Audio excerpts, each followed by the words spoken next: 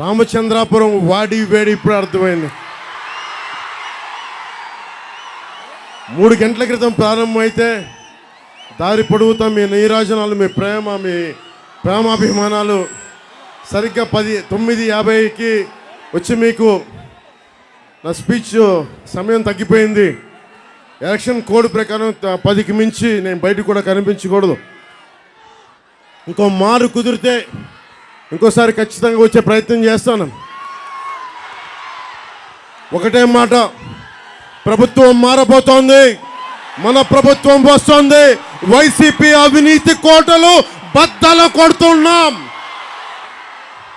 ఒకటే మాట, కులాలను కలపాలి, సమాజాన్ని విచ్ఛిన్నం చేయకూడదు. నీకు అవకాశం ఉన్నప్పుడేమో గొడవ పెట్టుకొని ఈరోజు రాజకీయ అవసరాల కోసం కలుపుకొని మళ్ళీ రాజకీయం చేయడం మంచిది కాదు. ఈ యువతరానికి ఏ సంపద విడిచిపెట్టాం? యుద్ధము, రక్తము, కన్నీరు తప్ప, గాయాలు, బాధలు, వేదనలు తప్ప, కళ్ళు తప్ప, పిరికితనం, మోసం తప్ప. సంపద వైసీపీకి, కష్టాలు మనకి. మనల్ని దోపిడీ చేసి వాళ్ళందరినీ వెక్కుతున్నారు. మనలో ధైర్యాన్ని చంపేస్తున్నారు. మీకు ధైర్యాన్ని నింపే నాయకత్వం వస్తుంది. నేను మీకు అండగా ఉన్నాను.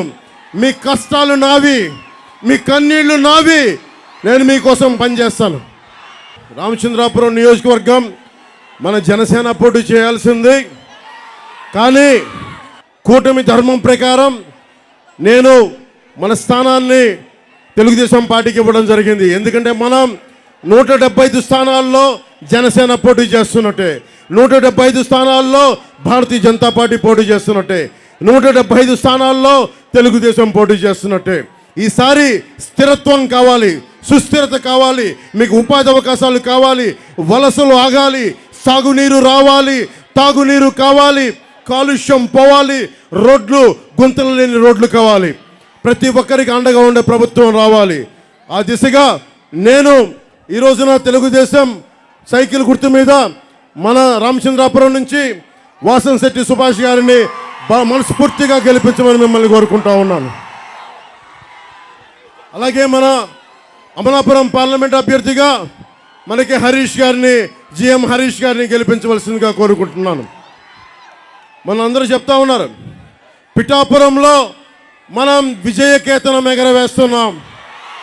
దానికి తెలుగుదేశం పార్టీ సంపూర్ణ సహాయ సహకారాలు అందిస్తూ ఉంది. అలాగే మన మద్దతు ఉన్న నియోజకవర్గాల్లో, మన జనబలం ఉన్న నియోజకవర్గాల్లో మన కంపల్సరీగా తెలుగుదేశం పార్టీకి, భారతీయ జనతా పార్టీకి మన మద్దతు ఇవ్వాల్సిన అవసరం ఉంది. వైసీపీ పాలన చూసాం, మొన్న కొట్టుకున్నారు, ఈరోజు కలిసిపోయారు. అలా కాకుండా ఎప్పుడు కూడా గొడవలు పెట్టే వ్యక్తిత్వం సమాజం కాదు, కలిపే ఉంచే వాళ్ళు కావాలి. దాంట్లో భాగంగానే నేను మన జనసేన నాయకులందరికీ, సీట్లు త్యాగం చేసిన జనసేన నాయకులందరికీ పేరు పేరున మనస్ఫూర్తిగా నా కృతజ్ఞతలు చెప్పుకుంటా ఉన్నా. ఇది నా సైన్యం. మా ఆడపడుచులకి ఒకటే మొక్కుతున్నా, అమ్మా మీరు కూటమిని గెలిపించండి. మీ కష్టాలతో మేము అండగా ఉంటాం, మీకోసం నిలబడతాం. పవన్ కళ్యాణ్ ది గ్యారంటీ, మీకు అండగా ఉంటామని తెలియజేసుకుంటూ, అలాగే మండపేట కూడా మన జోగేశ్వరరావు గారిని మనస్ఫూర్తిగా గెలిపించవలసిందిగా కోరుకుంటున్నాను సైకిల్ గుర్తు మీద. ఎందుకంటే నేను మండపేట కూడా వెళ్ళడానికి ప్రయత్నం చేస్తా. నాకు తృప్తి సరిపోలా. రామచంద్రాపురంకి 3 నిమిషాలకు సరిపోలా. 45 నిమిషాలు మాట్లాడాలి, గంట మాట్లాడాలి, గంటన్నర మాట్లాడాలి. ఒక్కొక్కరు మనసు విప్పి మాట్లాడుకోవాలి. ఒక్కొక్క ఆడపడుచుతోటి, ఒక్కొక్క మబ్బుల్లో పరిగెత్తే పిడుగులు లాంటి నా జన సైనికుల కోసం మనసు విప్పి మాట్లాడుకునే సమయం కోసం ఎదురు చూస్తూ ఉన్నాను. దారి పొడవునా మీరు లేకపోతే, వాలంటీర్స్ లేకపోతే మనకి వారాహి సభలు చేయలేం. అలాగే భవన నిర్మాణ కార్మికులకి మేము అండగా ఉంటాం, మీకోసం నిలబడతాం.